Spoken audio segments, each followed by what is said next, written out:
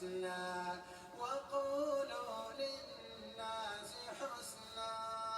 وأقيموا الصلاة وآتوا الزكاة ثم توليتم إلا قليلا منكم وأنتم معرضون وإذ أخذنا ميثاقكم لا تسفكون دماءكم ولا تخرجون أنفسكم من دياركم ثم أقررتم وأنتم تشهدون ثم أنتم هؤلاء تقتلون أنفسكم وتخرجون فريقا منكم من ديارهم تظاهرون عليهم بالإثم والعدوان وإن يأتوكم أسارى تفادوهم. أعوذ بالله من الشيطان الرجيم. بسم الله الرحمن الرحيم. الحمد لله رب العالمين. اللهم لك الحمد كله ولك الشكر كله وإليك يرجع الأمر كله علانيته وسره فأهل أنت أن تحمد وأهل أنت أن تعبد وأنت على كل شيء قدير. اللهم اجعل آخر كلامنا من الدنيا لا إله إلا الله محمد رسول الله صلى الله عليه وسلم. اللهم آت نفوسنا تقواها وهداها وزكها أنت خير من زكاها أنت وليها ومولاها. إن أصدق الكلام كتاب الله عز وجل وخير الهدي هدي محمد صلى الله عليه وسلم وشر الأمور محدثاتها وكل محدثة بدعة وكل بدعة ضلالة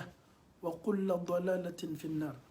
السلام عليكم ورحمة الله وبركاته. Anfaw ani anbaw, chers parents, chers frères et sœurs en Allah subhanahu wa ta'ala. Il faut un stop ou bien une pause. Il faut que chacun d'entre nous essaye de faire son propre bilan. Ni wati do sela da madena e kanyana mayala e kala wajibili kala e kala wajibili lamena e kala karmoye.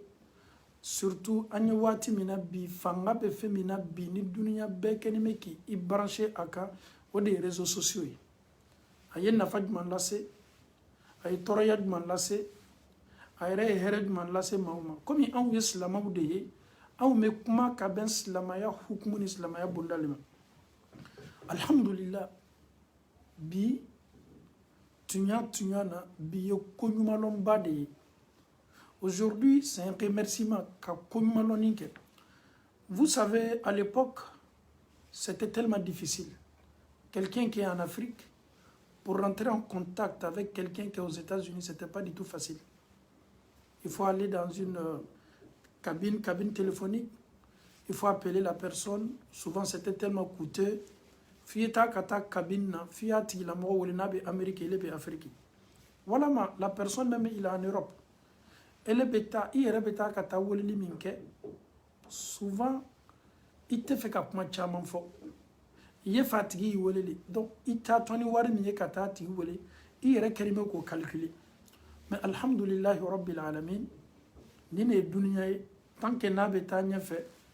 i bɛ kabakokow ye alhamdulillah Allahu taala diɲɛna ka fɛn min lɔnni di maa minnu ye réseaux sociaux ko nin labɔ masa ala le ye nin lɔnni di n'o tɛ danfɛn tɛ se nin kere la n'a ma kɛ ni ala ka diɲɛ. Donc alhamdulillahi rabbil alamin. Je commence alhamdulillah mais nin foli kɛrɛnkɛrɛnnin lase jɔn ma fɔlɔ maa minnu ye courage ta ka o yɛrɛ inscrire réseaux sociaux kan. Au début c'était pas du tout facile. Maa caman y'a lagosi karamɔgɔ caman y'a kɛ fɛn haramunw ye i alimamintɔ i bɛna mun ɲini réseaux sociaux kan e karamɔgɔtɔ i bɛna mun kɛ réseaux sociaux kan. Mais alhamdulillahi rabbil alamin ni ko waati janyana tunya bɛ di ko ma hali n'a tɛ gɛlɛya ne min yɛrɛ bɛ kuma na alimami caman ye ne kɛlɛ. Imam Diané, on doit prêcher seulement à la mosquée. Tu viens chercher quoi sur les réseaux sociaux? Muso munu bo la kolom la luka yoro do cɛ munu bɛ manamana kɛ adamaden n'i bɛ baara kɛ ni ala cɛmala la il faut même pas écouter. mais alhamdulillahi rabbil alamin bi olu bela ka foni sina ka do réseaux sociaux ko la o ma neni o ma gbashi parce que olu yɛrɛ b'a dɔn bi k'a fɔ ka Allahu taala kumakan cori k'a lase a ye don dusukun na a yɔrɔ ɲuman ba le ten donc alhamdulillah an b'olu yɛrɛ fo olu minnu yɛrɛ nana ka na fara an ka nin baara la an b'o fo kosɛbɛ o ka timinandiya la an b'o fo kosɛbɛ o ka courage la duniyalatigɛ ye nin de ni Ala ma fɛn fɛn ta a tɔgɔ ma ka haramuya Ala kɛra ma fɛn fɛn haramuya ele tɛ se sigi la i ka so kɔnɔ daliluya t'i bolo soit duniya bɛɛ b'a kan e ɲɛnɛ k'a fɔ ko silamɛw man tɛ ka n'a kan ni e tun y'a calculé o ɲale ma faute tun bɛ e de fɛ e ka faamu ne tun ma s'a ma alhamdulillahi rabbil alamin grâce aux réseaux sociaux aujourd'hui on arrive à regarder les vidéos en direct partout. Tu es ici en France, tu peux voir tout. Tu es ici en France, tu peux voir tout ce qui se passe à la Mecque. Alhamdulillah. On voit les imams en train de prêcher, on voit tout ce qui se passe à la Mecque. On assiste à Arafat, on n'est même pas à Arafat. On assiste à Muzdalifa, on n'est même pas à Muzdalifa.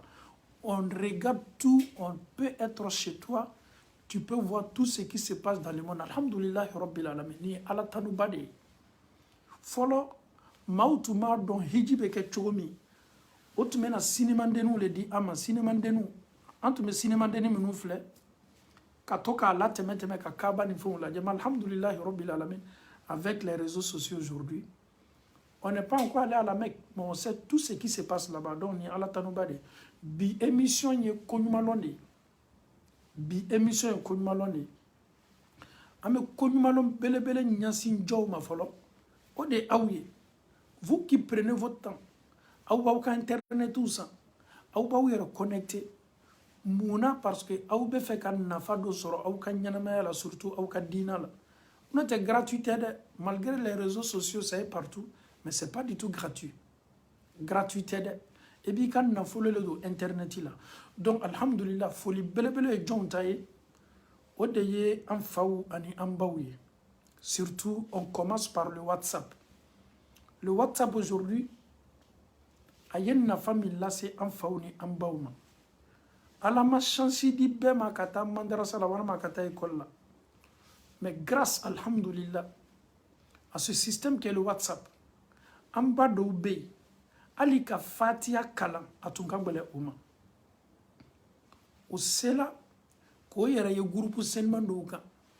groupe minnu sigila ka adamadenw ka an faw ni an baw ka kalanyaw seniya wallahi an b'o fo an bɛ foli lase nin groupe seniman bɛɛ ma WhatsApp kan sans exception groupe minnu sigila ɲɔgɔn kan n tɛ politiki ma dɛ groupe minnu farala ɲɔgɔn kan ko ka Allahu taala ka dina fɔcogo ɲuman lase an faw ni an baw ma ka maaw ka kalanyaw seniya ka o nɛnw sabati Allahu taala kumakan fɔli la k'o kara kurana la kurana kalancogo ka tila k'o kara tafsir la Allahu taala kumakan fasari o yɛrɛ bɛ tila fana k'o kara hadisa la ala kɛra ka barokɛkanw subhanallah bi grâce à WhatsApp an bamusow b'a dɔn fɛn min ye alikuranɛ ye grâce à WhatsApp an bamusow bɛ hadisa dɔn grâce à WhatsApp an bamusow b'a dɔn fɛn min ye fiqhu ye grâce à WhatsApp an bamusow b'a dɔn fɛn min ye tawhidu ye à l'époque wajibilikɛla tɛ se nana k'a fɔ a bɛ kuma fiqhu kan ka kuma tawhidu kan il vient seulement pour prêcher mais alhamdulillah aw n'aw ka timinandiyaba aw sela to la karamɔgɔ ka kalan a ma nɔgɔ dɛ waati dɔw la ka bɔ yɛrɛ jama la ka kalan kɛ i bɛ maloya parce que i ka harifu fɔcogo man ɲi ele yɛrɛ complexe b'i la mais ye nin complexe bɛɛ ye k'a to yen ko diina nin tɛ bɛn maloya la ka cɛsiri ta k'i yɛrɛ di k'i yɛrɛ bila WhatsApp groupe kan minnu kɛnen bɛ k'i kalan Alahu taala kumakan na maloya y'o bila kɔfɛ wallahi an bɛ aw fo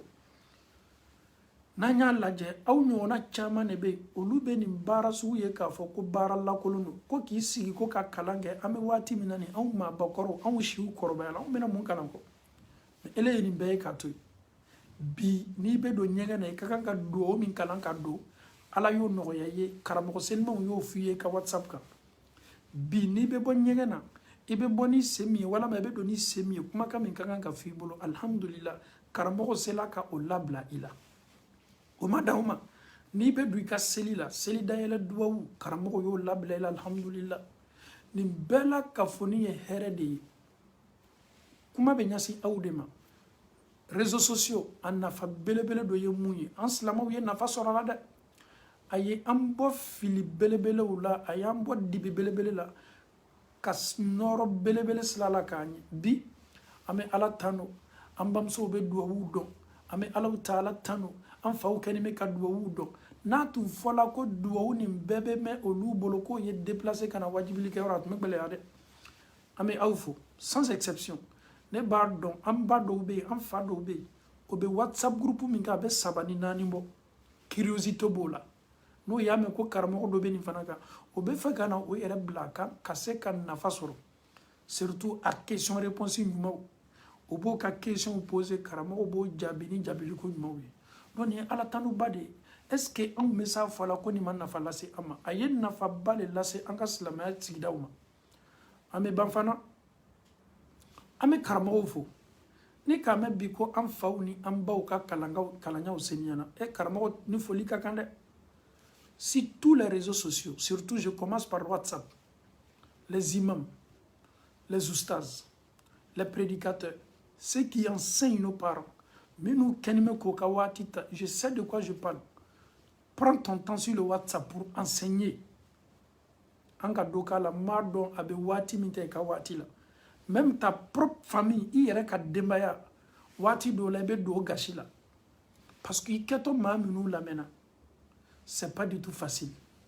ele bɛ groupe dɔw kan mɔgɔ 10 tɛ mɔgɔ 20 tɛ mɔgɔ 30 tɛ mɔgɔ 40 tɛ k'ile ye ninnu kelen kelenna bɛɛ ka kalanya lamɛn ka défaut b'o bɛɛ la ka tila k'o bɛɛ la ka fɔ ni ka kalanya la seniya ça prend du temps ça prend énormément du temps i do kɛni bɛ ka baara min kɛ ti karamɔgɔ cɛ ne ma baara ye dugukolo kɔ kan Amérique ma baara ye dugukolo kɔ kan Europe ma baara ye dugukolo kɔ kan Australie ma baara ye dugukolo kɔ kan Afrique i bɛ duniya n'a kɔnɔfɛn bɛɛ ta ka baara bɛɛ ta ka fara ɲɔgɔn kan i tɛ baara labɔ i ka ɲɛnamaya la ne ni e ye nin lamɛn dɛ karamɔgɔ cɛ saya ka ca tile filanin na ne ni e b'a dɔn mais ne ni e tɛna baara labɔla an ka ɲɛnamaya la baara min nafa bɛ se ne ni e ma an ka kaburu ɲɛnamaya la baara min nafa ka bon ne ni e ka kaburu ɲɛnamaya la baara min nafa ka bon ne ni e ma kiyama kɛnɛ kan baara min kɛtɔ ne ni e bɔla kɔnɔnafili la kiyama don baara min kɛtɔ ne ni e ka saratu nɔrɔ la ka adamadenw kalan o baara tɛ yen wallahi o baara tɛ yen min kali Alahu taala la o baara tɛ yen o daliluya bɛ kuranɛ kɔnɔ o kosɔn m'a ɲini karamɔgɔ bɛɛ fɛ WhatsApp kan c'est pas facile dɛ a temps ani an kɛtɔ an ka maabakɔrɔ minnu kalanya lamɛnna ça demande beaucoup d'énergie ça demande beaucoup de temps bi yɛrɛ baarakabila fanga bɛ aw ta de ye subhanallah Alahu taala ko kuranɛ kɔnɔ ko waman ahsanu qawlan mɔgɔ tɛ yen mɔgɔ min ka kumakan ka di ala ye a ka kumakan ka seni a ka kɛwalew ka seni ka tɛmɛ min man daa ilallah ka tɛmɛ mɔgɔ kan mɔgɔ min ka weleli kɛ ka na Alahu taala ma mɔgɔ tɛ dugukolo kɔ kan Amérique ye baara ka million de dollars sɔrɔ mois kɔnɔ Europe yan Australie Afrique mais baarakɛla tɛ dugukolo kɔ kan min bɛ se nafa sɔrɔla ka baara la baara min ka di ala ye ka tɛmɛ baara bɛɛ kan o de ye ka weleli kɛ ka taa Alahu taala ma je pense que souvent c'est pas du tout facile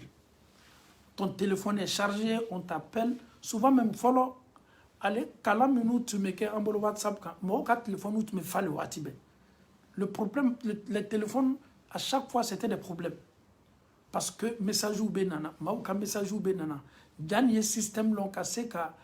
conversation yɔrɔ ka o supprimer pour ne pas que message bɛ na i ka album kɔnɔ donc je sais que c'était pas du tout facile message bɛ jigi a bɛ jigi a bɛ jigi mais ko ele y'i ka temps ta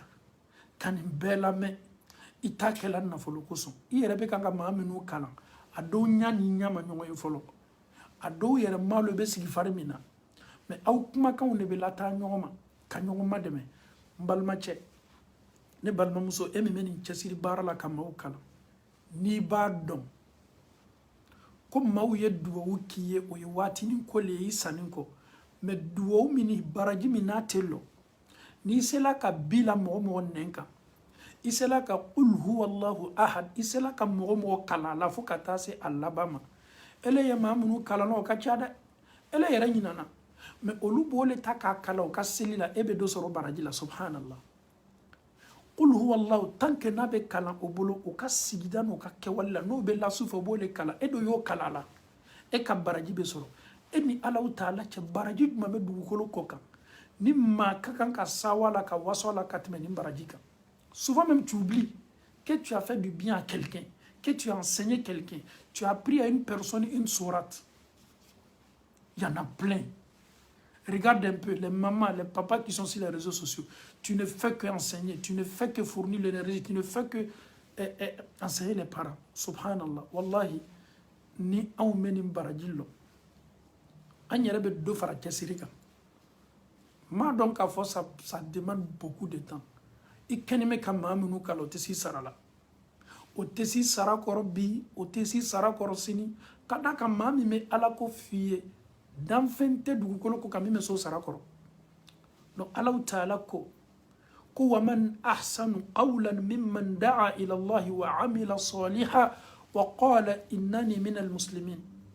mɔgɔ jumɛn bɛ yen mɔgɔ min ka kuma ka di ala ye mɔgɔ min ka kumakan kasini kumakan jumɛn bɛ yen min ka di min kasini ka tɛmɛ maa kan mɔgɔ min ko Allahu Taala ko mɔgɔ min ko qul huwallahu ahad k'i y'a fɔ mɔgɔ min ko tabbat yada k'i y'a fɔ mɔgɔ min ka weleli kɛ ka na Allahu Taala ma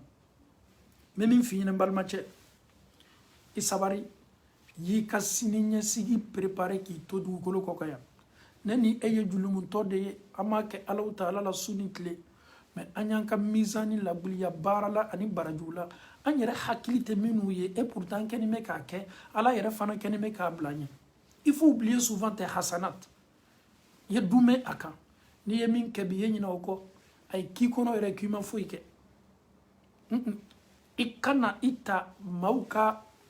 tanoliba ma ɲinɛ i ka kɛwale kɔ e yɛrɛ souvent ye maaw kalan fɛn dɔ la ni tulo y'a mɛn o la a ye k'i ɲɛnɛ kabako ye est ce que ne le ye nin fɔ o ye wa adamaden ka kan ka baara ɲuman lacaya nin cogo la n bɛ karamɔgɔw fo whatsapp gurupuw kan n ka min lɔn ma min lɔn min fana kɛni bɛ k'a kɛ n bɛ foli senuman di aw bɛɛ ma aw y'i sabari aw ye dɔ fara aw ka cɛsiri kan aw ye dɔ fara aw ka jija kan aw kɛni bɛ k'an ka société bɔ dibi la aw kɛni bɛ k'an ka société lamɛnɛ ni nɔrɔ ye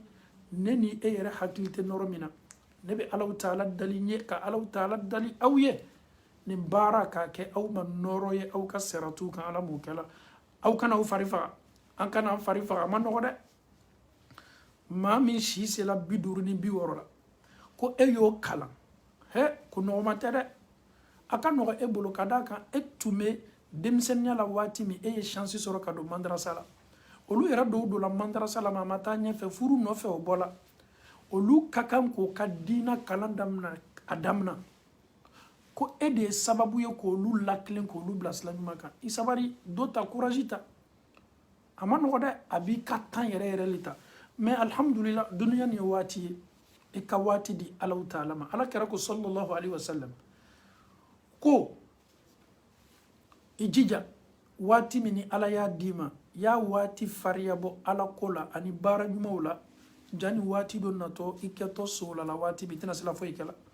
waati dɔ natɔ an ma on sera occupé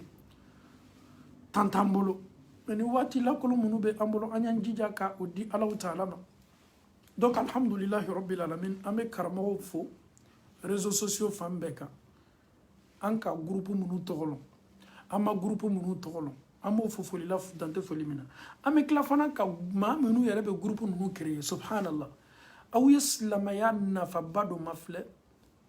an ye groupe ye whatsapp kan ni an garijɛgɛ bɛnna minnu ma ka a dɔw assister walama ka fara a dɔw kan baara la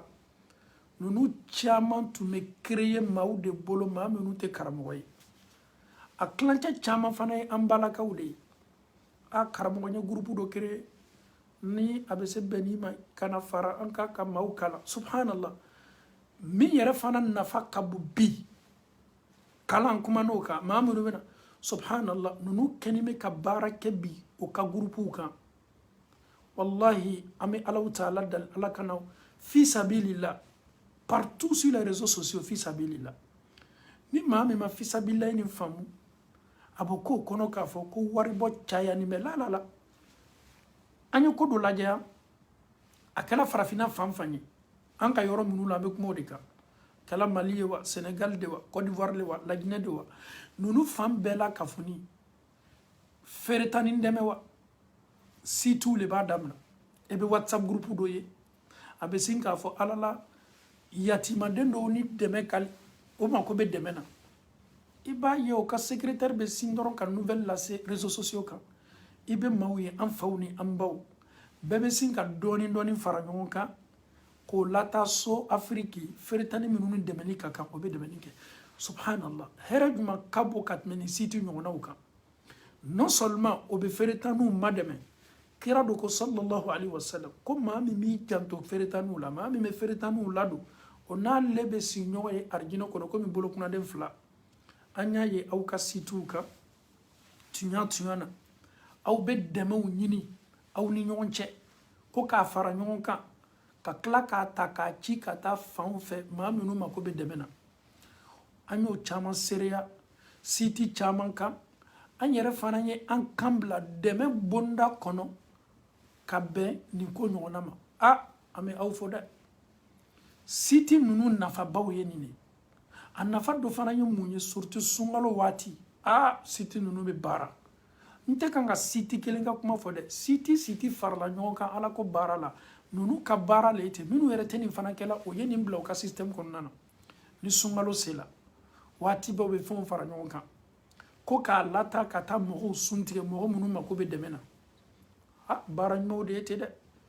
aw ye maa minnu sun tigɛ sunkalo tɛmɛni aw ka siti kan aw yɛrɛ ɲinɛ n'o baara kɔ o fisabililayi kɛla aw bolo aw ɲinɛna mais wallahi ala ta ala ma ɲinɛ ala y'a sɛbɛ ka aw makɔnɔ don kosɔn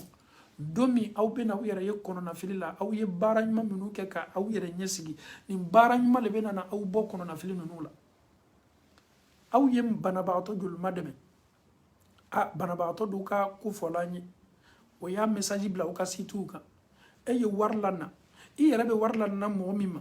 k'a lana tɛ dɔrɔn ka d'a kan i ka kan k'a lana dɛmɛ bonda kɔnɔ i yɛrɛ m'a tigi lɔn aw ye ɲɔgɔn bɛn siti de kan est-ce que i bɛ nin baraji dɔn ele ye nin baara ɲuman joli le k'i ka ɲɛnamaya la ka bɛn aw faralen bɛ ɲɔgɔn kan siti dɔ la nin siti kɛlen bɛ ka aw bila alasila kan o kosɔn an b'a fɔ aw ye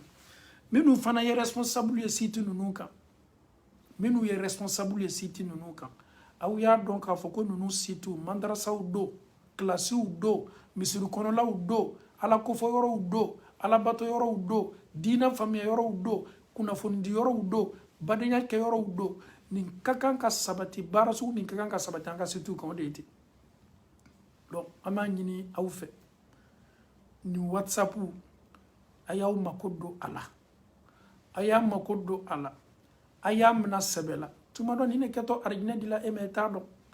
e bɛ baara minnu kɛla nin kan ni maa yɛrɛ t'a kalama i ni maa min bɛ sigi la n'ale m'a dɔn k'i bɛ siti dɔ kan et pourtant e ka bonya ni ka baara ɲumanw bɛɛ bɛ taa nin kan donc i timinandiya ta courage ta a wari bɔ kana i tɔɔrɔ i kɛlen bɛ ka wari min bɔ k'a don madɛmɛni bonda kɔnɔ tuɲa na sini ɲɛsigi ɲuman le k'i ma kɔnɔ an bɛ alaw taala dali ka faamuyali ko nɔgɔya an bɛɛ la ka fɔ ni ala m'o kɛ la whatsapp b'o cogo la viber b'o cogo la instagram b'o cogo la youtube b'o cogo la aw farala ɲɔgɔn kan siti kan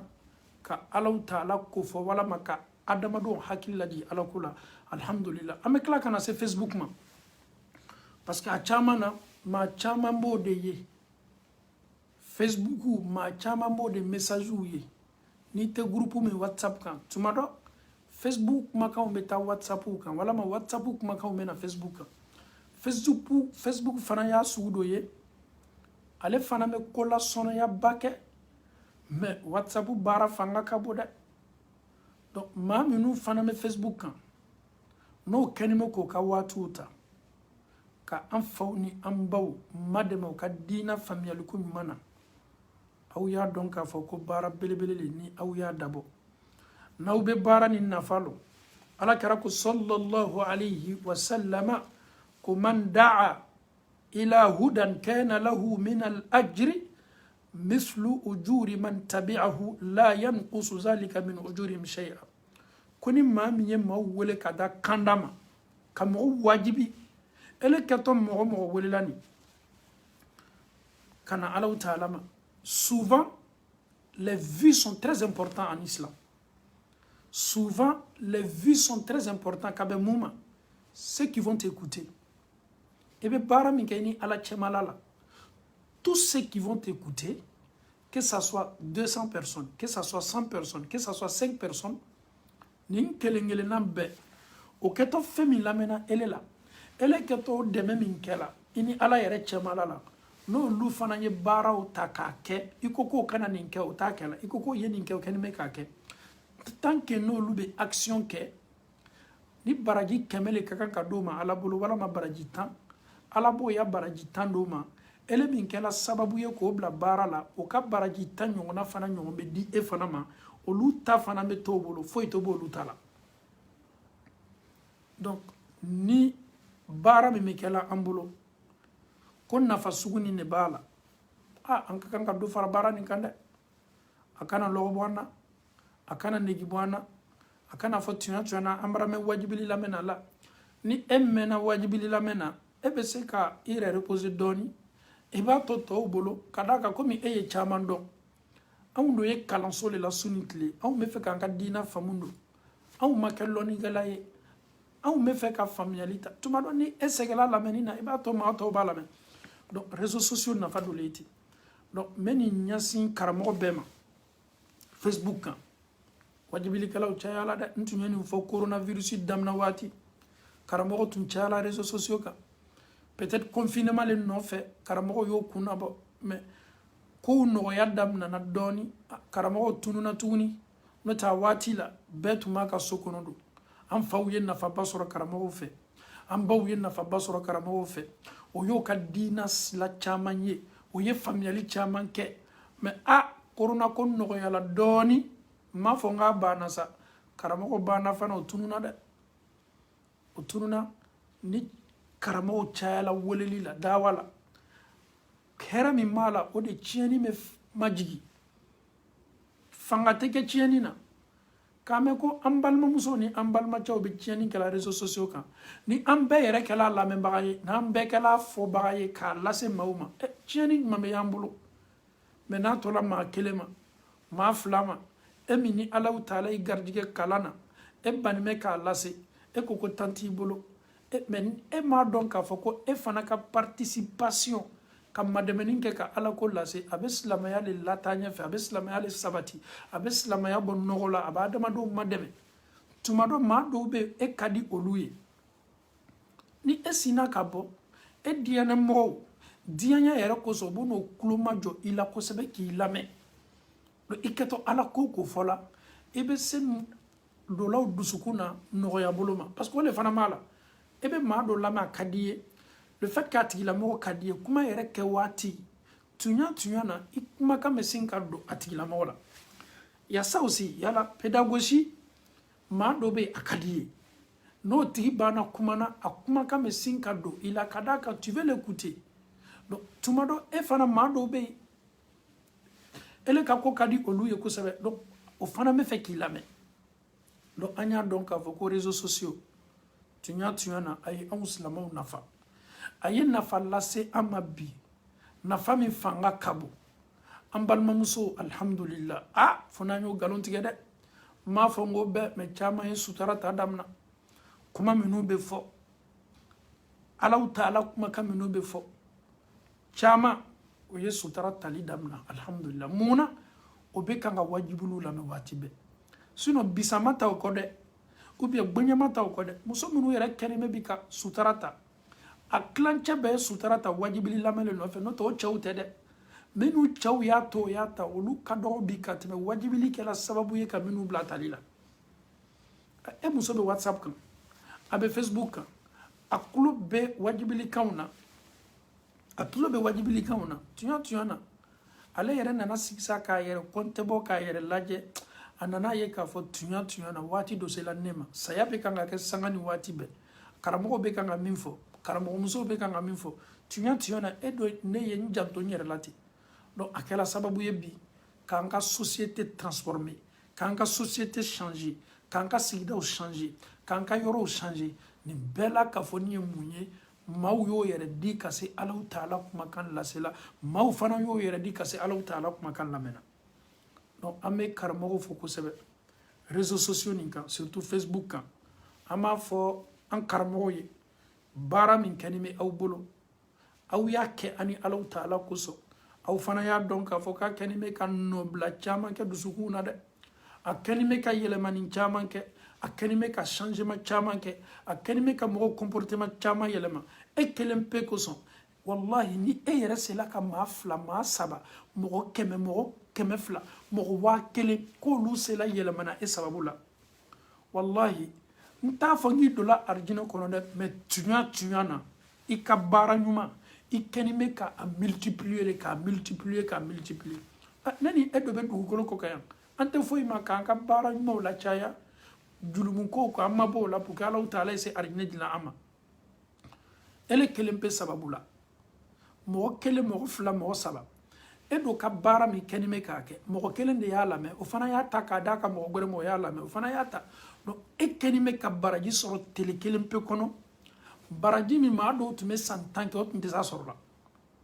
e kɛni bɛ ka baraji dɔ sɔrɔ tele 1 kɔnɔ maa dɔw bɛ san 20 kɛ o ka ɲɛnamaya la o tɛ s'a sɔrɔ la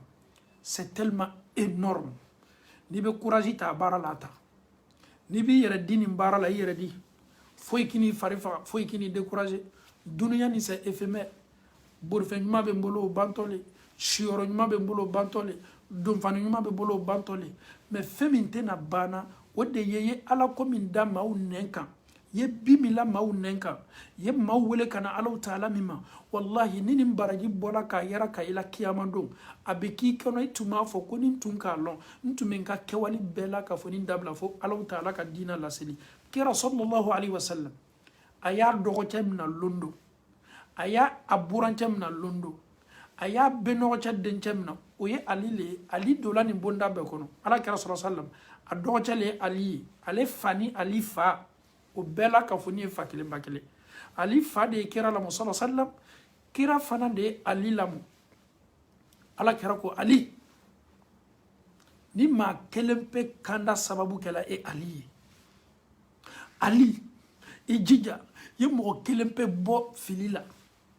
ali ka ɲɛnamaya la maa kelen pe kanda ye kɛ e ali sababu ye o ka fisa e ali ma ka tɛmɛ arabuw b'o ka kɔnti bloqué min bila ye n'a bɛ fɔ a ma ko ɲɔgɔmɛ wule mɔgɔ kelen pe dɛ kira bɛ o de fɔ mon frère en Allah subhanahu wa ta'ala imagine tu es en Suède Danemark en Suisse en Angleterre que dans ta communauté tu as pu convaincre tu as pu prêcher tu as pu toucher le cœur de 10 ou 3 et 20 personnes ni récompense lajɛ kiyama lo hali ni den yɛrɛ t'i bolo o den bɛ duwawu kɛ fa yɛlɛ a nɛɛma ye s'a ma sanni kɔ mais subhanallah ele ye bi la maa minnu nɛn kan olu bɛ kan ka baara kɛ ele bɛ kan ka bénéficier olu ka baara kɛli baraji la k'i to i ka kaburu kɔnɔ i sala mais i ka baara ɲuman bɛ kan ka bugu a bɛ kan ka bugu parce que i ye baara ɲuman de ɲɛsigi i yɛrɛ ɲɛ ɲumanya tɛ tunu dɛ an ye kɛ baara ɲumankɛla ye n bɛ to yan ka n kalandenɲɔgɔnw bɛɛ wele k'a ɲɛsin karamɔgɔw ma baara nin an y'an cɛsiri ka baara nin kɛ an ye nin baara kɛ ani Alahu Taala cɛmala la an y'an jija nafa tɛ ko o ko la bi réseaux sociaux kan an y'an seniya ka bɔ a bɛɛ la a dɔw ye mun ye clash tɛ an baw nafa clash tɛ an faw nafa clash nafa foyi t'a la la yusminu wala yughni min ju' a tɛ dɔ fara i fari banku kan a yɛrɛ fana tɛ kɔngɔ bɔ i la karama sera nana kana nin clash nin fana bɔla kana nin clash a t'i nafa duniya a t'i nafa lahara nafa fosi tɛ a la ele ye kɛ maa ye maa min bɛ maaw nafa kira ko sallallahu alaihi wasallam ahabbu nnasi ila Allah anfa'uhum linnas mɔgɔ min ka di ala ye que tu sois sur les réseaux sociaux ou bien en dehors même des réseaux sociaux n'i ye fɛ i ye kɛ ala diyanɛmɔgɔ yɛrɛ yɛrɛ ye ele ye kɛ maa ye maa min bɛ société nafa une personne qui est utile pour la société mais une personne où les gens viennent te regarder seulement toi tu es là seulement pour clasher pour insulter mais tu es connu pour ça hali ni marabaliya ko dɔ nana ni ko kuntan dɔ nana bɛɛ mako bɛ e de la parce que maaw b'a dɔn k'a fɔ e fana tɛ baara gbɛrɛ la ka nin ko sugu ɲɔgɔnna kɛ. Ça ne te sert à rien. Les gens vont parler de toi. Ah, lui, laissez clasher. Mais clash là va te donner quoi? Clash ça va t'envoyer où? Au coup son wati de la adamade nansi la kanyere ladje. Tu dois préparer ta tombe seul. Ika kaburu ni kelene lato ala. Billahi, i djidja yi kakaburu préparer kelena. C'est très important. Parce que ninko bela kafonim bantoli. Ok, j'ai fait ma vie, je suis en train de clasher. L'animenka kaburu kono, clasher n'a pas de mané, c'est ton ma. Moro konin kan ko fode, ah, lui là, il clash, il insulte. Mais ça va te servir à quoi? Ni te moro banen na, ebe moro fanen na. Ado fola ko ni ye moro fanen, yi yere fale neni. An ka dina la. Ni ye moro banen, yi yere bale neni. À chaque fois, tu es en train d'injurier, insulter ta propre maman. Ebe kan ki fanen, wallahi be adamaden do fanaye. Moro munu be fanen ni banen ka bo luka vidéo partager. Ça dari ni fitna be. Fitna yere le fana kadi o lui o ye fitna fana partager. Mais fitna partager li na fat mama la. Ele yere fana kenime ka dole fara fitna ka. Ni sitena na fanya nima. Billahi nye image do ye réseaux sociaux kan. Maloni info umat liabla wa. Nye kaburuso image do ye. Jibe kaburuso la, jibe kaburuso bekan. Nye mufo nyere kono ngo nonu danimo ka kaburu nyanamaya la. Sanji barana ka kaburuso be nyigin jibe kaburuso la. O tese wulila ka bo bogo koro. O lanimo ka bogo koro. Mogo makoto la. An kanime ka anka nyanamaya keya. Ikele ne keto ni nyanamaya kela. C'est pas clash qui va te sauver. Ne niti ni mademena ye. Fi keto winike senya min tala ka bara nyuma min ke ka ken nafaye adamadoma. Okuso anfauni ambao. Anye kem maye mami me mau nafa. Oma sugule kadi alau taala. Angana kem maye dunia be wochi anaka kule antola. Bara dola bara minti annafa alau taala bara. No au yeni kusugula je. Iyere mafle. Kiyere kontebo. Mau be bonyoma alau taala bara kabo kabara ulema. Mau be bonyoma kiyama don kabo kabara ulema. Muna eni maado be nyogo fe au be yele ka jigila. Surtout tumado ale be suseli min ke ile toke. Kiyama lo au tena kala masugu kele alau taala ka keneka. Wala ma ale kenime ka yere di dina bara la ka silamaya bara uke. Ele dona le be nyogo suni kle ete kanko ke. Kiyama lo au te joro kele de. On est ensemble, on se promène ensemble, on rentre ensemble, on sort ensemble, on fait tout ensemble. Mais lui, en dehors de tout ça, il a un emploi du temps avec son Seigneur. Il a un temps la nuit pour prier pour son Seigneur. Donc, Adamado, bontonyo me ka barale la. Donc, au koso alaye arjine so chaya. Ferdausu bey, soberu bey arjine la benato. Mau bena nyon dan arjino kono dola kabe o ka bara dema. Mau ka arjine degero bena bonya nyon tay kabe o ka bara udema. Donc, nyanamaya ninke yi yere nafa. Kele te foyi di mama. Hasidiya te foyi di mohoma. Besankoniya te foyi di mohoma. Kema ye mami me diye mami me kari. Kema ye mami ma yere nafa ala ka tile dan. Ale ye kewali do le kemin nafa bese dunia ma. Ale yere bado ni nafa bese selale manasala. Bi. Anga kurana kalna bado sala wolo. Nabe ne soudaneli ni mafli nourain mais aw yella jalika subhanallah nin karamo nin qur'ana kalana nyuma ba ala ye kanyuma ba dama ka qur'ana kalana ala ya ka karfamna la accident mais est-ce que ama donc a fo ko ni neye aka qur'ana kalana me bi o nema be sama ka kaburu kono ni ele ya lame réseaux sociaux kama joli le yenin ka qur'ana kala name asani ko ayrat ma sa folo mais c'est énorme ale be wasonu le ya ka kaburu nyina mayala ale ke to wasola do bara le kiyama do parce que ay bara do ke bara mi ni mautun keni me ka lame bara do fanando asani ko mau keni me ka lame malgré asala aka baraju betala do tonu ni baraji tonu le beta faraka baraju ka be balame mau balame YouTube la mau balame kam o ka borifɛnw kɔnɔ mɔgɔw b'a lamɛn Facebook kan maaw b'a lamɛn donc ale yɛrɛ bɛ yɔrɔ min na a ka kaburu kɔnɔ subhanallah la nuzaki ahadan ala Allah anw tɛ maa si kisi k'a fɔ arijinɛ kɔnɔ don mais tunya na baara ɲuman n'i sala ka baara ɲuman to i kɔ e bɛ kan k'i ka mizani de labuli c'est ce qui est le plus important parce que londo fɔla Allahu Taala bolo kuranɛ kɔnɔ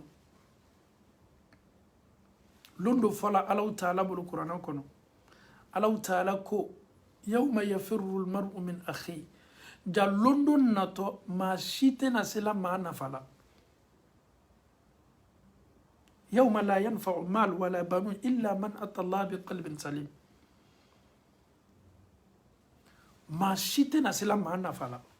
bɛɛ kɛtɔ kɔntela mun kan n tɛ kɔnte n fa kan n tɛ kɔnte n ba kan n tɛ kɔnte n den kan den tɛ kɔnte a fa kan n tɛ kɔnte n muso kan muso tɛ kɔnte a cɛ kan bɛɛ kɛtɔ kɔntela mun de kan o de ka baara ye ha o de ye lonba ye bɛɛ kɛtɔ kɔntela i ka baara le kan qu'est-ce que j'ai fait n ye mun kɛ en dehors de mes prières n ye mun kɛ en dehors de mes jeûnes n ye mun kɛ en dehors de mon hajj ne ye mun de kɛ ka n yɛrɛ ɲɛsigi n bɛ ni ladilikan di n yɛrɛ kuma ka tila k'a di fana ma kɛ maa ye maa min b'a yɛrɛ kun nafa baara ɲumanw kɛli la kɛ maa ye maa min nafa bɛ lase a ka famille n'a ka denbaya ma sois une personne positive sois une personne douce i jija dugusa kana gbɛ ka damina ka bɛn f'i ye nafa dɔ lase ala kɛra ko hadisa la sallallahu alaihi wasallam k'a fɔ k'ale ye don tawaf ka itikafu kɛ misiri la a ye waati dɔ kɛrɛkɛrɛ ka don misiri la o waati tun ka di ala kɛra ye sunkalo tile 10 laban a b'a ka denbaya to yen a bɛ fɛn bɛɛ to yen ka don misiri kɔnɔ ka taa yɛrɛ lakolonya ni ala dɔrɔn ye tile 10 walama tile 9 a bɛ misiri kɔnɔ itikafu a tɛ bɔ fo selidon sɔgɔma a ko ale muhamadu sallallahu alaihi wasallam a ye taa baden dɔ dɛmɛ a ye taa hajutɔ dɔ dɛmɛ a ye taa mɔgɔ dɔ bɔ tɔɔrɔya la a ye mɔgɔ dɔ ka service k'a ye o ka di ale ye k'a ye to misiri la a kelen a kɛni bɛ ka Alahu Taala bato ja adamaden ma dɛmɛ ka di Alahu Taala ye ka nafa lase maaw ma ka maaw wele weleli ko ɲuman na ka société ma dɛmɛ ka société ladi ni ne ka bon an ma ni ko bɛɛ la ka fɔ ni ye donc alhamdulillahi rabbil alamin an faw ni an baw réseaux sociaux ni an y'a ta k'a nafa bɔ balimaya bɛ tugu a kan maaw bɛ ɲɔgɔn dɔn a kan ɲɔgɔnlɔn bɛ kɛ réseaux sociaux kan dɛ aw n'aw ka kalanden monsieur Diané an caman bɛ ɲɔgɔn dɔn ka sɔrɔ an ma ɲɔgɔn ye on sait que lui là c'est Mohamed Diané je sais que ceux qui me suivent là aussi alhamdulillah c'est mes frères et sœurs en Allah nous nous sommes connus sur les réseaux sociaux et nous nous écoutons et nous nous aimons. Moi, de mon côté, je vous aime tous en Allah. Et quand je suis là, vous êtes connectés, alhamdulillah, il y a la joie. Je sais que je suis avec mes frères et sœurs. Je suis avec les fidèles. Ils veulent apprendre la religion. Ils veulent écouter la parole de Dieu. Donc, ça me réjouit. Parce que je sais que mes frères et moi, nous sommes tous prêts, alhamdulillah, pour écouter la parole de Dieu. Donc, je vous aime en Allah. Donc, ça renforce ce lien qui est entre nous là. Si je me rends en Espagne, ah, monsieur Diané, je suis tant, je te regarde. Ok. Ah, c'est que tu es mon frère en Allah. Je me rends en Guinée. Ah, monsieur Diané, je te regarde souvent, je te vois souvent. Ah, ok, donc tu es mon frère. Donc, nous sommes des frères. C'est comme ça. Abanka balmaya sindi, abanka balmaya dia. Nafaba de bala. Sinon, les réseaux sociaux, nous sommes ando tu me sens que me que antu te nyolo, antu te nyonye. An yere fana mako yere tu te nyona. Ni yere kala sababu ye ka amma do nyona ka amma suru nyona. Si tu as un problème, tu appelles ton imam. Ah, imam, salam alaikum, j'ai telle question. Une fois, deux fois. L'imam, il sait déjà qui m'a appelé. Donc, c'est ça aussi les réseaux sociaux. Ça nous approche. Abangwere nyona, abamado nyona, abanka ko dia nyombolo. Ni komi mei, iba yedron information me chori fambe fe. Ni ala kaira mi kandola kele, ale besinka kaira partager. Ni mantoro, ni toro ya do yandola kele solo mi esayai. Il informe tous ses amis. C'est ça aussi les réseaux sociaux. Il faut savoir l'utiliser. Il faut savoir c'est ce qui est le plus important. Mais en dehors de tout ça aussi, on voit des choses aussi qui ne sont pas aussi normales. Donc, c'est vrai, moi, fait d'aucun n'a dit, et bien c'est Argina sur la féminin sababula. ni ka timiniyandiya ni ka cɛsiri ye mais kana ɲina dɛ arijinɛ bɛ sɔrɔ yɔrɔ yɔrɔ jahanama fana bɛ sɔrɔ yen arijinɛ bɛ sɔrɔ fɛn fɛn sababu la sika t'a la jahanama bɛ sɔrɔ yen dɛ arijinɛ bɛ sɔrɔ fɛn fɛn sababu la jahanama bɛ sɔrɔ wallahi an faw ni an baw n bɛ témoignage dɔ kɛ aw ye témoignage min don a bɛ yɛlɛ dɔrɔn ka an dɛmɛ baara ɲuman kɛli la nin ye maa ye tuma dɔ an ye foli kɛ an ye taa dɔ kɛ mali la salon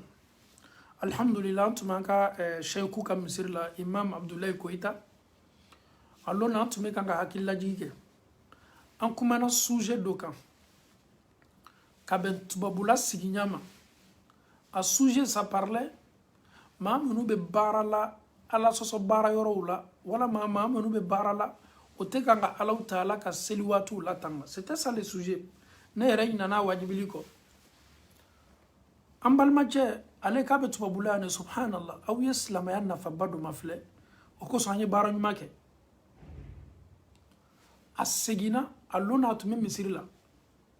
a lon na a ye wajibili assister parce que adamaden maa min bɛ siran ala ɲɛ kumakan dɔ bɛ yen n'a fɔla a bɛ don dusukun na adamadenw tɛ kelen ye tuma dɔ maa min yɛrɛ y'a bɔ a da tuma dɔ e min y'a lamɛn o ka limaniya fanga ka bon ka tɛmɛ mɔgɔ kan mɔgɔ min m'a fɔ la nul n'est parfait ale ko k'a seginna ka na Europe n'a bɛ baara kɛ mobilibolila le a y'a fɔ a ka patron ye tuɲa na ni ne bɛna ma ɲininka Alahu Taala bolo n ka nafolo ɲini ɲɔ la kiyamalo ne dɔ bɛ mobili le bori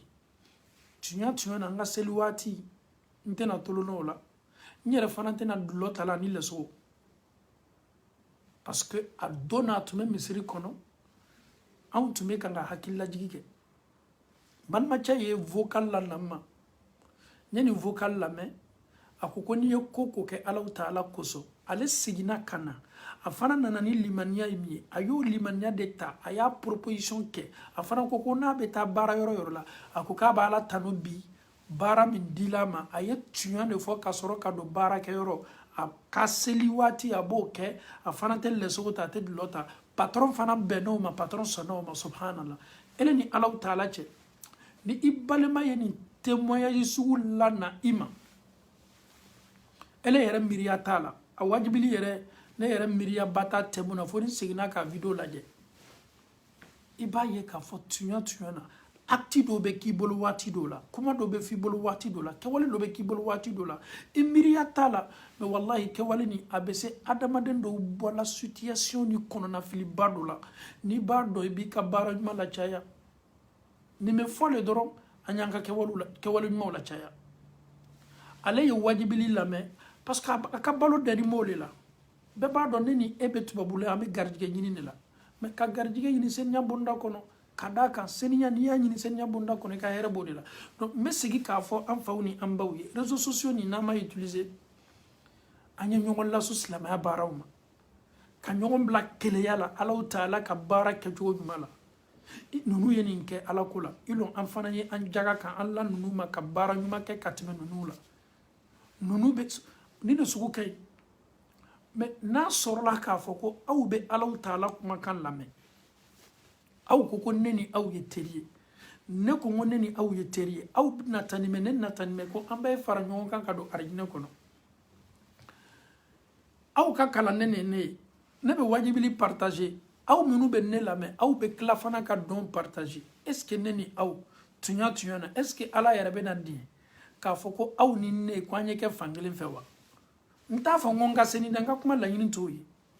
ne ɲinɛ k'a fɔ ko ni aw bɛ wajibili lamɛn aw ka wajibili partager le ka kan ka caya ni aw bɛ wajibili lamɛn aw kana aw yɛrɛ bɔ ɲɔgɔnya tuguni maaw la maa minnu tɛ wajibili lamɛn aw ni ne ka kan ka fara ɲɔgɔn kan ka so olu samana k'o bɔ ka wajibili labɛnbaliya la mais aw bɛ wajibili lamɛn mais aw bɛ tila ka dɔn ni ala sɔsɔ k'o partager mais aw ye fɛ olu fana ye mun kɛ minnu t'a lamɛnna waati dɔ la an ye sigi k'an yɛrɛ lajɛ k'an k'an ka Facebook yɛrɛ lajɛ an bɛ fɛn minnu cori an bɛ fɛn minnu partager yala est ce que nin bɛ dɔ fara adamaden ka diina kan wa est ce que a bɛ dɔ fara n ka adamadenya tin kan wa est ce que a bɛ adamadenw sama ka na ɲumanya ma wa est ce que a bɛ adamadenw encourager wa est ce que an bɛ photo minnu partager la photo minnu le sens ɲumanw don wa balimaya photow don wa lasawali ɲuman photow don wa walama ala kota photow don silama hali ko ka sawa ka nisɔndiya ka yɛlɛmuguni kɛ k'o bɛɛ ye saraka de ye k'i balima filɛ dɔrɔn ka sawa la mais waati dɔw la anw ka fɛn partager nu tuɲa na i b'i yɛrɛ ma ɲininka nin ko k'ale kɛ nin bɛ ka karamɔgɔcɛ lamɛn tuma dɔ a san 2 le ta a bɛ karamɔgɔcɛ lamɛnna a dɔw yɛrɛ b'a fɔ ko kabini 2015 m'i lamɛnna 2015 ni bi cɛ bɛɛ b'a dɔn o san 4 walama san 5 quelqu'un qui te dit qu'il t'écoute depuis 2015 ou bien je l'écoute depuis 2014. Non, moi je suis ami avec lui depuis 2016. Et mais moi je pense que toi tu dois être comme lui. Tu dois t'associer à lui pour que vous prêchiez ou partagez la parole de Dieu. C'est ce qui est le plus important. Mais le fait que tu l'écoutes, tu es abonné, chez toi-même à la maison, ton mari même, il tient qu'elle kafima. Parce que bi, ni wajibili la même warala musola, o tchao ba fo kika karamoche. Moi je pense que tu dois être un exemple chez toi. Ka yɛrɛ furucɛ la k'a fɔ tuɲa na mɛ n ka tan ta la ka kumakan minnu lamɛn mɛ n ka tan ta la ka alako min lamɛn n fana ka kan k'o le yɛrɛ souvent c'est beaucoup décourageant comme ala baara la maa t'i fari faga la maa tɛ découragé la n'o tɛ an kanuɲɔgɔn caman bɛ yen ni min y'a ye an y'a fɔ ka tila k'a fɔ on peut tolérer une fois mais 2 fois 3 fois ka taa ye k'a fɔ e tɛ kan ka foyi cori réseaux sociaux kan parce que an bɛ don la le ka actualité lajɛ ni e ta ye dɔn kɛ fɛnw de ye maaw ka ca minnu bɛ fɛ ka ala ko lamɛn an bɛ se k'e retirer ka bɔ an ka amiw la i tɛ retirer la juguman kosɔn dɛ parce que i bɛ fɛ ka anw bila fɛn filɛ de la an bɛ kan k'an yɛrɛ kɛlɛ sanga ni waati bɛɛ pour que alaw taala ye an ma dɛmɛ an ɲa kana fɛn min ye mais ele bɛ kan ka o fɛn lana waati bɛɛ aw ma donc n'i y'a ye bi maa dɔw ko ka olu mako tɛ réseaux sociaux la c'est à cause de ce genre de trucs sinon réseaux sociaux tɛ kojugu ye o e min bɛ fɛn ta k'a bila kan e de b'a kɛ kojugu ye e min bɛ fɛn ɲuman ta k'a bila kan e de b'a kɛ kojuguman ye donc an y'an jija nin ladilikan ye ne ta ye nin ladilikan ye aw fana ta ye i tɛna silantan ye la parce que ni silantanw on n'est pas amis avec les non musulmans nous les musulmans nous sommes tous des amis surtout quand il y a prêche ni wajibili bɛ yɔrɔ min na c'est ici an bɛɛ bɛ ɲɔgɔn forumba de ye ten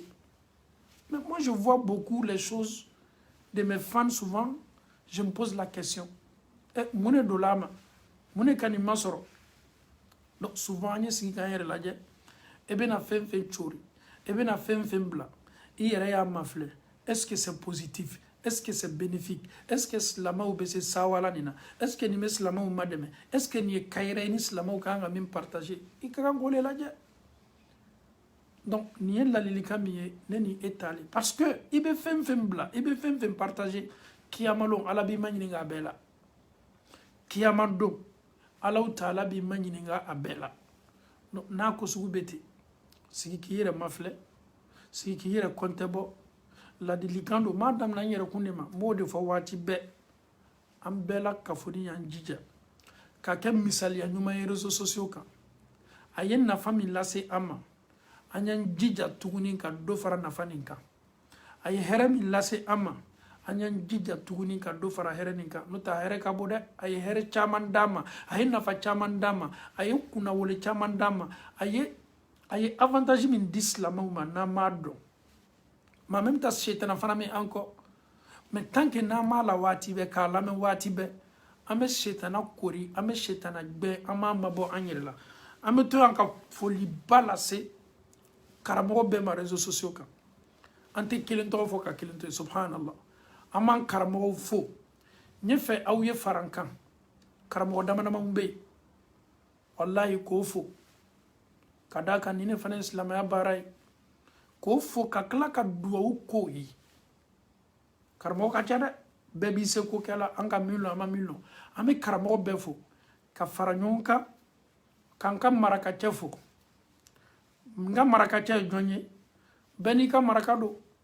ni alaw taala ye maa min d'i ma i fana ta de b'o ye o y'an ka karamɔgɔba ye imam abdulayi koyita wajibili fana y'a ta énergie ye dɛ ka sigi ka adamadenw kawandi n'i t'a bonda kɔnɔ i tɛ s'a lɔnna tɔɔrɔya ni sɛgɛn min b'a la kuma ye fɛn ye a ka gɛlɛn bale kuma yɛrɛ n'a kɛla adamaden na cogo di kuma yɛrɛ fana bana bɛ yen an bɛ imam abdulayi koyita fo n ka marakacɛ n ka imamu n b'i fo kosɛbɛ énergie min ni ala y'a d'i ma ka diina baara ka diina lase a ma alaw taala dali ni baara ɲuman min kɛni b'i bolo ni silamɛw kɛni bɛ ka o yɛrɛ nafa réseaux sociaux kan bi i ka tafsiriw bɛ lajɛ i ka jumaw bɛ lajɛ i ka baara ɲumanw bɛ lajɛ an bɛ alaw taala dali k'a k'i ma sarako ɲumanba ye alaw taala bolo ala m'o kɛla i koyita an ka fɔ i koyita alhamdulilahi rabbil alamin baara n'i y'a diya i yɛrɛ ye surtout ala ko baara ala yɛrɛ de bɛ énergie lajigi kan an bɛ alaw taala dali k'a kan mɛn a bolo alaw taala bolo ala m'o kɛla k'a kan to a bolo alaw taala bolo ala m'o kɛla an b'an karamɔgɔ bɛɛ fo an ye min dɔn wa an ma min dɔn wa an ni min ye ɲɔgɔn ye wa an ni min ma ɲɔgɔn ye wa a kɛla an karamɔgɔ ma ye mali la an b'an karamɔgɔ mayi fo kosɛbɛ an b'an karamɔgɔ sɔlu tarawele fo kosɛbɛ an b'an karamɔgɔ bɛɛ la kunnafoni fo mali la wallahi an ye min lɔ an ma min lɔ an b'an karamɔgɔ senimaw fo lajinɛ an b'an ka docteur fo yan ka dugu kosɛbɛ a n'a ka jija a n'a ka cɛsiri belebele an bɛ foli senima lase o bɛɛ la kunnafoni ma lajinɛ dugukolo kɔ kan an b'an karamɔgɔ senimaw fo Côte d'Ivoire o ka cɛsiri n'o ka jijaw la an y'a ye bi k'a fɔ tuɲa na efforts bɛ kan ka kɛ fan bɛɛ fɛ cɛsiriw bɛ kan ka kɛ fan bɛɛ fɛ maaw bɛ kan ka kunnafoni ɲuman sɔrɔ u ka diinɛ la fan bɛɛ fɛ maaw bɛ kan ka réseaux sociaux lajɛ an karamɔgɔ bi jumalon yɛrɛ e yɛrɛ maa dɔn i bɛ min ka kutuba la min ka min ta to subhanallah nin bɛɛ ye sawaba le an silamɛw ma nin kelen kelenna bɛɛ ka kutuba lamɛnni bolo a kɛra mali taw ye wa a kɛra Côte d'Ivoire taw ye wa a kɛra lajinɛ taw ye wa a kɛra burkina taw ye wa a kɛra sénégal taw ye wa ninnu kelen kelenna bɛɛ ka kutuba lamɛnni bɛ nafa le lase i ma a bɛɛ ye karamɔgɔ baw a bɛɛ ye karamɔgɔ selimaw donc an b'o fo foli la dante foli min na an bɛ alaw taala dali ala ma ninnu ɲɔgɔnnaw cayala an ka sigidaw n'an ka sociétéw la ni karamɔgɔ cayala faamuyaliw bɛ fanga sɔrɔ ni karamɔgɔ dɔgɔyala kunfinya bɛ fanga sɔrɔ ala ma karamɔgɔ mɛnna an kɔrɔ an bɛ alaw taala dali réseaux sociaux k'a kɛ nɛɛmaba ye an ye kiyama don alaw taala bolo ala m'o kɛla tuɲa na an silamɛw an sawaninba le a ye hɛrɛ min lase an ma an fana y'an jija a bɛ kɔlɔlɔ min lase an ma an y'an cɛ janya ka bɔ o la an y'an mabɔ o la an y'an yɛrɛ cɛ janya fɛn minnu bɛ bila an bolo a kan an y'an yɛrɛ cɛ janya fɛn kuntan minnu bɛ bila an bolo a kan n'a tɛ nafa lase adamaden ma fo ka adamaden lasu tiɲɛni sira kan an bɛ alaw taala dali ka an mabɔ baara bɛɛ la alaw taala bolo ala b'o kɛla ne yɛrɛ fana bɛ aw fo kɛrɛnkɛrɛnnen bolo ma aw minnu bɛ aw ka tan ta k'aw ka waati ta an bɛ nin damina tuma dɔ miniti 40 walama waati dɔ la miniti 30 walama waati dɔ la lɛri 1 walama waati dɔ la lɛri 1 ni miniti 30 aw ni ne kɛni bɛ ka ɲɔgɔn lajɛ ka ɲɔgɔn mafilɛ ka ɲɔgɔn lamɛn aw tɛ bouger ka bɔ aw ka téléphone kɛrɛfɛ aw tɛ bɔ aw ka ordinateur kɛrɛfɛ an bɛ nin damina ɲɔgɔn fɛ ka ban ɲɔgɔn fɛ ni courage tɛ aw tɛ s'a kɛ la ni ala man di aw ye aw tɛ s'a kɛ la n'a ka ciden belebele man di aw ye aw tɛ s'a kɛ la ka sigi k'i ka tan ta lɛri 1 walama lɛri 1 ni miniti 30 ko k'i kuloma lɔ alaw taala kumakan na kumakan min fana fɔtɔ i kɛtɔ a tala le ka baara kɛ la foliba ye aw de ta ye ne bɛ aw fo kosɛbɛ aw ka timinandiya aw ka effort aw ka jija aw ka alaw taala ka diina nin bɛ sabati cogo min duniya fan bɛɛ fɛ ni ka mɛn ko karamɔgɔ sigilen bɛ ka wajibili kɛ maaw de kɛlen bɛ k'a lamɛn karamɔgɔ tɛ ne nana sigi la réseaux sociaux kan mɔgɔ t'a lajɛ la k'a kelen wajibili kɛ a wajibili fana bɛ kɛla k'a don adamadenw de tulo la maa minnu kɛlen bɛ k'i lamɛn ka kan k'olu fana fo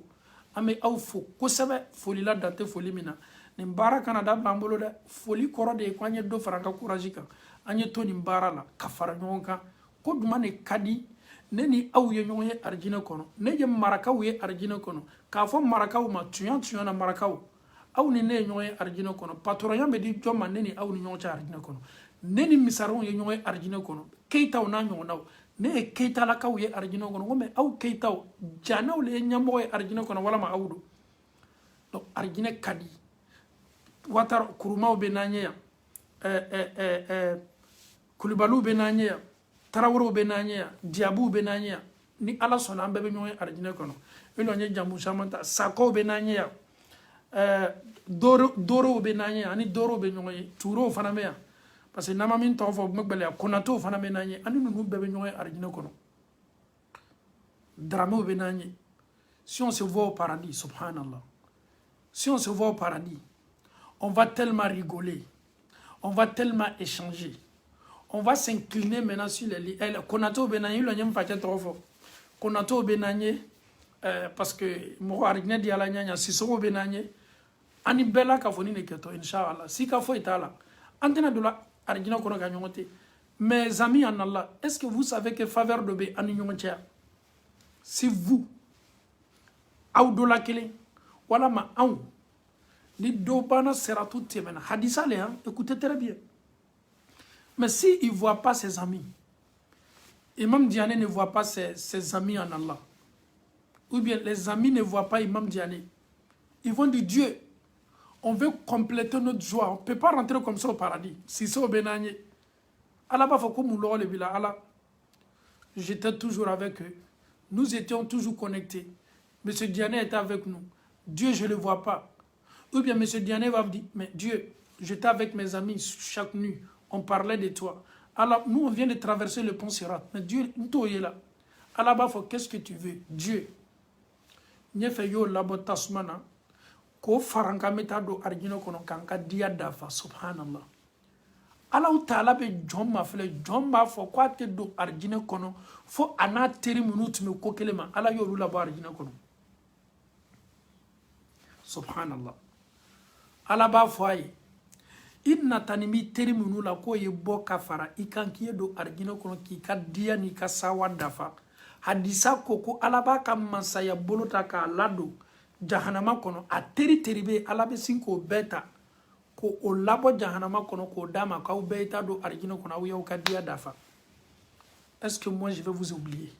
Est-ce que vous allez m'oublier? Parce que nous nous sommes aimés, l'amour est basé en Allah. Je vous aime en Allah avec mon cœur. Je sais que vous aussi, vous m'aimez en Allah. Donc cet amour en Allah, là, ça sera bénéfique le jour de la résurrection pour nous. On va s'en servir de ça. Ça va nous aider. Je sais que, Inch'Allah, ni Allah Ta'ala sonna. L'amour en Allah.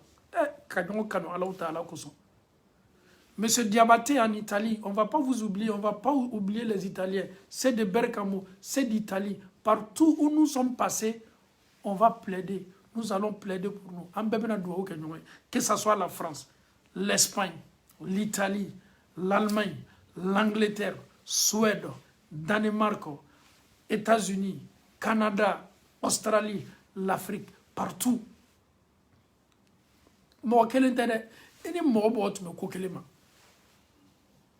C'est pas parce que c'est la Oumma seulement en Belgique, non, tout le monde. Amen, en Kateria Nafabo. Donc, alhamdulillah, pour que Anyen Interia Nafabo, Nin Kanu, Ankana Tulunkala de. Nanye défaut, Mignon, l'a dit qu'à défaut, Bonyona. Anye to anka teriya nin kono anye to anka kanu nin kono ma shi kana an fari faga ka anka kanu te yani lobo nyona a wajibili la men dabla ne be nka arjine le nyanyini na an bela ka funi anka arjine nyanyini que Allah subhanahu wa ta'ala nous pardonne tous, que Allah fasse de nous des musulmans sincères, des musulmans pieux, que Allah nous donne tous jannatul firdaus. Allahumma arina al-haqqa haqqa warzuqna ittiba wa arina al-batila batilan warzuqna ijtinaba. Allahumma kun lana wa la takun alayna. اللهم انصر من نصر الدين واخذل من خذل الدين. اللهم إنا عبيدك بنو عبيدك بنو إمائك نواصينا بيدك ماض فينا حكمك عدل فينا قضاؤك. نسألك اللهم بكل اسم هو لك سميت به نفسك أو أنزلته في كتابك أو علمته أحدا من خلقك أو استأثرت به في علم الغيب عندك أن تجعل القرآن العظيم ربيع قلوبنا ونور صدورنا وجلاء أذاننا وذهاب همومنا وغمومنا. اللهم تقبل منا إنك أنت السميع العليم وتب علينا إنك أنت التواب الرحيم. اللهم لك الحمد كله ولك الشكر كله وإليك يرجع الأمر كله علانيته وسر فأهل أنت أن تحمد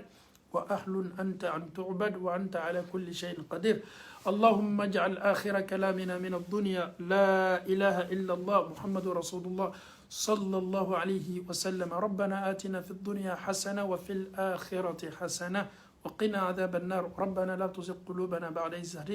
بعد إذ هديتنا وهب لنا من لدنك رحمة إنك أنت الوهاب. صل سبحان ربك رب العزة عما يصفون wassalamu ala al-mursalina walhamdulillahi rabbil alamin.